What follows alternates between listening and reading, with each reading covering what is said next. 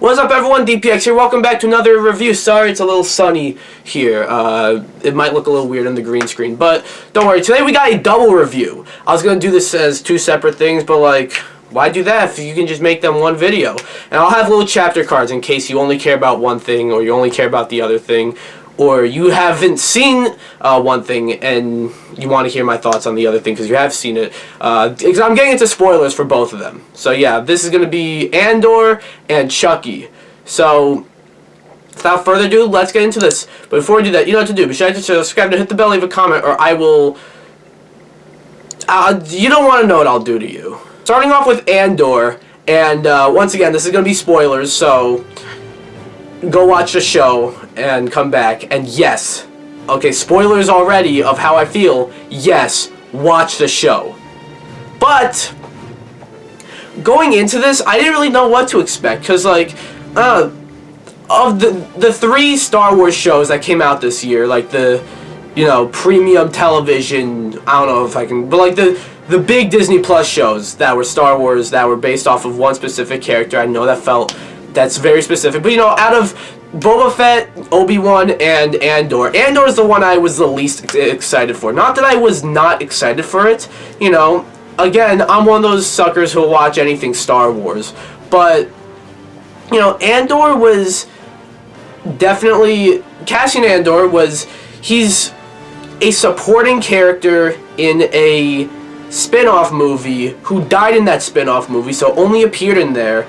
And I feel like the main criticism of that movie in Rogue One is that the characters aren't really that memorable. Like, I thought Jyn was memorable because she's like the main character, but other than that, there really wasn't anyone, like, to be honest, I can't even really tell you everyone's names. And that's coming from someone who liked Rogue One. I think that's the best Disney Star Wars movie, but like, it's not perfect. But the way... Going into this, I found out, this is going to be like a prequel to Rogue One, which is a prequel. Funny, but like, it's a prequel to Rogue One, showing us, how the rebellion formed. And showing that it's not, even though the rebellion is like, anti-empire, the empire are all bad guys, so that must mean the rebellion are good guys. Not quite. The rebellion is, I'm like, yeah, like, for a good cause and all, but like, a lot of bad people were in the rebellion, and creating the rebellion was not that easy. It's not all sunshine and roses, and I like that idea, and this show really explored that. First of all, you take a character like Cassian Andor, and I guess like with Obi-Wan or with Boba Fett, and I didn't like Boba Fett that much. I feel like I liked Obi-Wan more than most people, but like with them, there's a sort of expectation, so like, I guess that might be why most people were let down by those shows, because there's a bit of an expectation that comes with a show based on those characters. With Cassian Andor, there's not much of an expectation. Like, we've met this character before, but like, we've seen him once, and he dies when we see him, so there's a lot more you can really do, and I didn't really realize that until I watched the show. And the character of Cassian Andor, I think, is very interesting, I think this is basically like writing... The way he's written, I feel like, is how Boba Fett should be written in his own book of Boba Fett. Like, a protagonist, but does some bad things, Cassian Andor in this movie, he's like... Yeah, he's a protagonist, but like, he doesn't... He's not... perfect. He's definitely, I don't even know if I can really call him a good guy. Like, he's on the good side, but like, he at times he kills people he doesn't need to kill, and I thought that was very compelling. On top of that, I think a bunch of the characters they introduced in the show I thought were very interesting. Stuff going on with Bix, the stuff with the with the Empire, and the I feel bad about this. I kind of forget a lot of characters' names, but like the one dictator lady, she was like terrifying at times, and very interesting stuff. And I also really like how this show was done. You have, instead of a lot of these, Disney Plus shows, both Marvel and Star Wars, they feel like they have a movie that they don't want to make into a movie, so they stretch it out and then cut it up into a 6-episode series. And Andor doesn't feel that way. I'd say that Andor is Disney Plus cracking the code on how to do television. You know, they did it. Because I think, I'm not even finished giving my thoughts on this show, but I think Andor is the best Disney Plus show. Better than anything Marvel's put out, better than anything Star Wars has put out. And even though I love The Mandalorian, and I think Mandalorian previously held that spot, I think this beats it. But as I was saying, I love the way it's structured, you know? It's basically like you have the first 3 episodes is like one arc. The next 3 episodes is another arc. It's kind of like the Clone Wars, but it's not really like the Clone Wars. It's not like an anthology series, you know what I mean? Because they are all connected, you know what I mean? Like, we get a bunch of stuff introduced in the first 3 episodes, and they, like, sure, the current storyline might get concluded within episode 3, but then for the next 3 episodes, a lot of those characters carry over, a lot of the implications carry over, and then for the next 3 episodes, and then, which was weird, I thought was a little weird, is that you have 3 episodes about one thing, 3 episodes about another thing, 4 episodes about another thing, and then you get 2 episodes about, I guess, like, the 4 episodes, which was about the whole prison, which I thought was probably the 4 best episodes of the show. I thought that was, especially episode, what was it, episode 10, I believe, where they broke out. I didn't even mention all the stuff with Mon Mothma and her family and all the politics going on there. I never really liked the politics side of Star Wars, you know, and I think I speak for most people when I say that, because it's just, like, that's one reason a lot of people didn't like the prequels, because just it's too heavy on the politics. And while, yeah, it gets a little political here, but it's just very fascinating, you know. You see decisions that Mon Mothma makes, and, like, you can see they're not really, like, the best decisions. You know, they're not decisions you would probably make in this situation, but it's like, you understand why she's making them. So you have a very interesting character, and again, she was kind of like, she's a little one note in, like, every other appearance. Like, she's in Rogue One, I believe, and she was also in I think Return of the Jedi. I don't know, the fact that I don't even particularly can recall what, like, movies she was in, she wasn't really that important of a character, but, you know, I like that they're making her more important in this show, and very important to the rebellion. And yeah, this sort of, like, very, very minor background character in like 2 or 3 of the movies has now become, like, a very important player of how the rebellion formed, which is a big part of Star Wars, and I love that. If you watch back at my episode of the podcast a few months ago, it was about the time where this show premiered. I said, like, I had a topic on there about the first 3 episodes, and I usually don't do that. I usually don't, like, have an entire segment on my podcast where I review, like, the beginning of a show, but, like, the first 3 episodes of this show hooked me immediately, and it's like, this is what we need from Star Wars. This is expanding the universe. We don't need to go back to Tatooine. We don't need the same characters bumping into each other.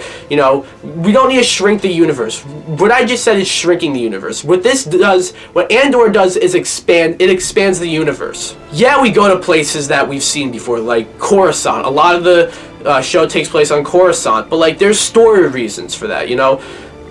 There are some characters we're familiar with, like Saw Gerrera and Mon Mothma, as I said, but, like, they're not there for fan service. They are there because the story calls for them to be there, and I like that. I like how this show basically goes against everything that the Disney Plus Star Wars shows have been doing. You know, it's doing fan service only if it makes sense, and even then, it's not like they're not, like, bringing in characters like Luke and Leia or Palpatine, although they've name dropped Palpatine a few times in this show, and I'm gonna be honest, I think we might get a cameo from Palpatine in season 2 maybe, but, like, even then, that'll feel like it makes sense, I feel, you know, but, like, even then, the characters we're getting You know, the fan service characters we're getting are Mon Mothma and Saw Gerrera. You know, two characters that aren't really, like, you know, the faces of Star Wars. I can't really think of any major issues I have with this show, to be honest. I think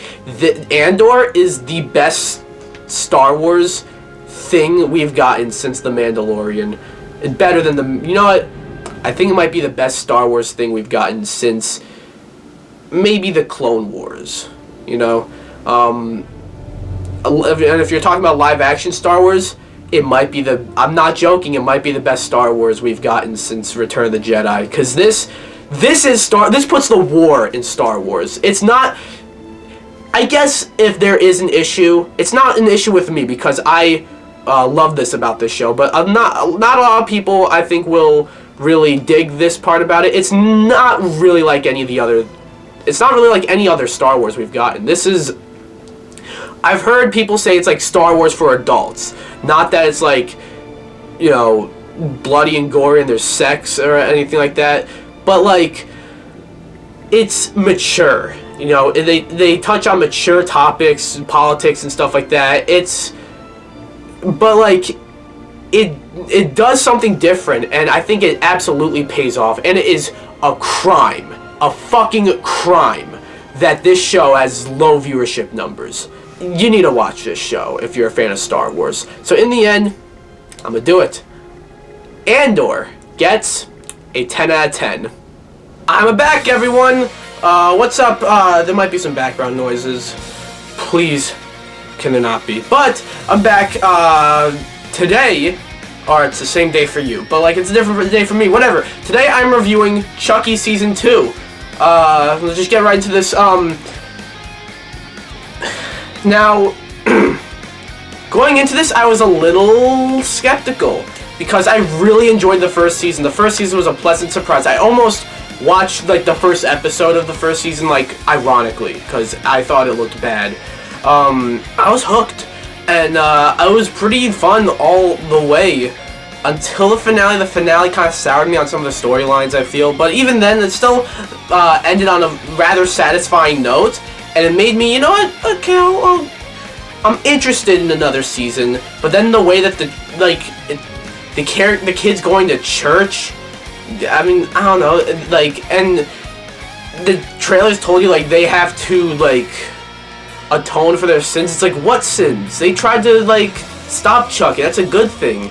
Obviously, the trailers left some stuff out, but you know, I was a little skeptical going into this season, and if I'm going to be honest, coming out of it, I'm still pretty skeptical. But we'll get into this.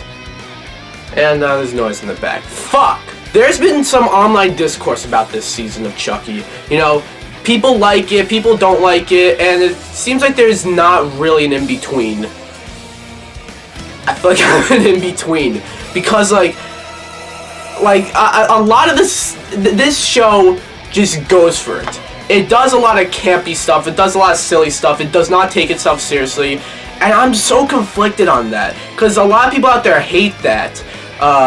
You know, they feel like this is a sequel season to Cult of Chucky, and, you know, I never really watched Cult of Chucky, if I'm going to be honest. I didn't really, a little moment of weakness for you all, before I started watching the show, I didn't watch any of the Chucky movies. I've seen the Child's Play films, but never like the actual Chucky films, you know, like Cult of Chucky, Seed of Chucky, Bride of Chucky, none of those. I know a bit more about them, but like, you know, from my understanding, Cult of Chucky is, I think it's Cult of Chucky. That one's the one that basically just goes for it, and is all campy and shit. And this one is kind of like a sequel series to that, you know? And I'm not quite sure how I feel about that, because on the one hand, a lot of stuff they do is funny. Like, for example, Buff Chucky, I think, is a pretty interesting addition. And I think Chucky breaking the fourth wall at times is pretty fun. On the other hand, it does not take this seriously, which is fine, you know? Maybe it's good to have something not take itself too seriously. But this, like, it honestly treats the whole thing as a joke, almost. One annoying thing, like, this is something that this show does that annoys me, that really got highlighted in this season. it introduces characters, it introduces plot lines, and then completely just kills it off, you know? Specifically the stuff with the therapist. Which, first of all, I'm not quite sure how I feel about that. You know, I kind of like the idea of, in season 1, where Chucky kills, Junior's mom, that just being a Chucky thing. But I don't know how I feel about the therapist making Chucky do that. Like, it kind of underplays Chucky a little bit, makes him not seem like as, like, cold-blooded as a killer, because that wasn't his idea to do that. And then, like, you know, it was established in season 1, Chucky, you know, he's or Charles Lee Ray, he's born fucked up. He was born twisted. But then we find out, like, through the therapist, Dr. Mixter, you know, Chucky had a chance to be good, but Dr. Mixter she just pulled all the evil out of him. And I don't know.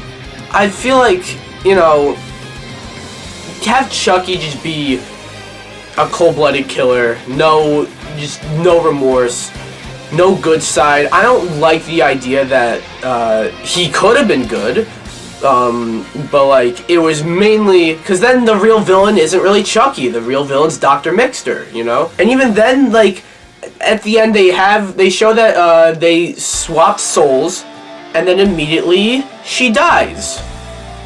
Off screen, by the way. She dies off screen. Like, I thought the finale was gonna be, even though this would have been strange, the finale was gonna be everyone trying to, like, take her down. No, she just dies off screen. I do want to talk about some positives, because I do have some positives. Some of the performances, Jennifer Tilly as Tiffany Valentine, and Jennifer Tilly, yeah, very odd that she also kind of plays herself, but she's a lot of fun in this role, and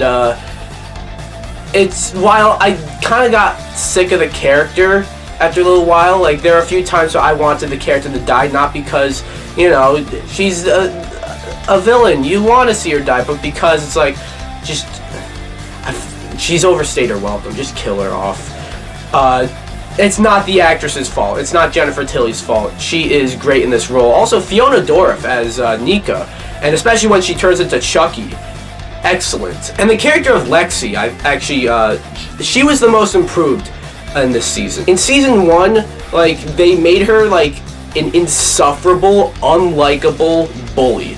And you're supposed to not like her, but then, throughout the course of the season, I guess you're supposed to soften up on her, but they didn't do a whole lot to, like, really have you soften up on her. In this season, you kind of have her kind of like, you know, reflect on what she did, give her like a drug addiction problem, which I thought was very, you know, that's some very serious shit that, like, I think they pulled off very well. And, yeah, like, she's definitely the most improved, and I forget the actress's name, but she really helped with her performance. Making Lexi a bit more of a likable and sympathetic character. My main issue with this season, it's not the campy stuff. It's not the introducing things and killing those things off, you know. Although that is really annoying how they did that with the doctor, they did that with Colonel Chucky, you know, but my big issue with this season is that it didn't really feel like it was building towards anything. Think about it, we have one episode that's kind of like an epilogue for the first season, and then it ends with them going to the church, the Catholic school, and then you have 8 episodes of them at the Catholic, one of the episodes is about Jennifer Tilly and the murder mystery thing going on there, so no, 7 episodes, no, there's 8 episodes, so 5 episodes at the Catholic school. And then the last episode's a Christmas episode that takes place like 3 months later. It's like, it didn't, like the episode 7, the penultimate episode, felt like almost like a season finale.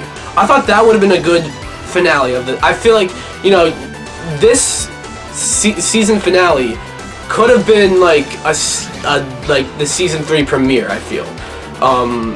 But, and then, I don't know, and then the finale, they fumbled these finales. Like, the finale of the first season I thought was the worst part. The first season finale felt like a Marvel finale, and that's not a good thing.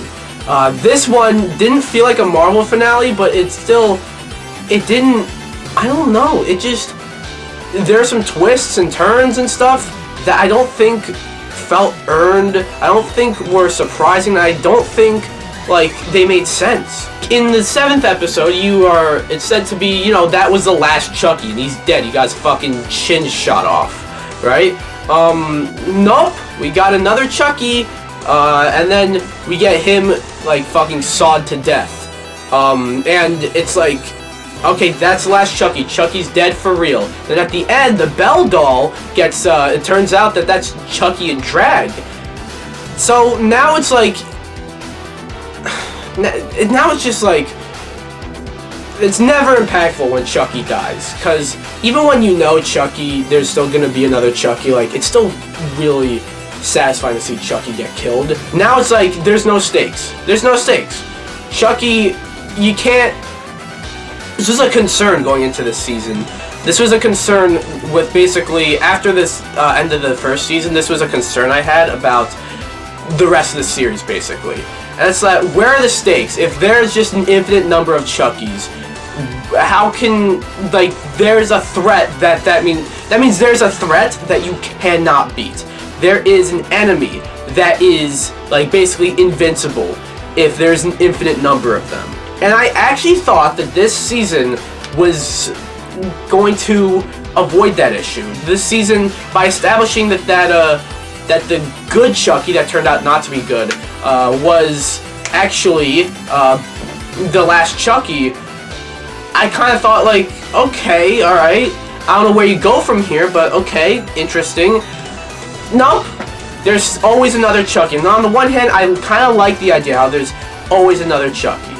On the other hand, it really messes with the stakes, and it's just no stakes. It's like, now, like, the good guys are never gonna win. You can't, like, even ever believe they're gonna win, because, like, there's always another Chucky. You know, their enemy will never be defeated. And the twist with the sister at the end, Lexi's little sister, that was kind of set up in the first season, but it was just out of nowhere for this season. Like,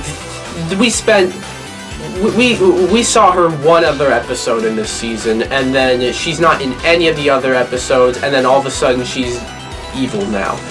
No, that just, it didn't make any sense, I feel. It was so out of place in this season. And the ending, I don't like the way it ended with, like, you're presumed that, you know, Chucky just killed, Tiffany Valentine. Let's be real, she's not dying like that. And even then, we got to see a kill count at the end, like how we got to see in season 1. Tiffany's not on there. What are you trying to tell me here? It wasn't all bad. I was definitely, like, looking forward. I wasn't dreading watching a new episode every week. It was definitely fun. I had a fun time. I forgot to mention this, and I think I forgot to mention this in my season 1 review, but the title cards, I think, are always awesome. I like the dynamic between the kids. You know, Jake, Devin, Lexi, and Nadine for a little bit, I thought was very interesting. Nadine added, like, a nice new dynamic. And then she died, but then it was goofy. I was able to look past a lot of the goofy stuff. I just accepted that that's what this season's gonna be. Although it's very weird when you look at the first season, you look at the second season, it's like, this is the same show. There's just, like, actual story issues, actual writing issues that this show has, that, like, it had this in season 1.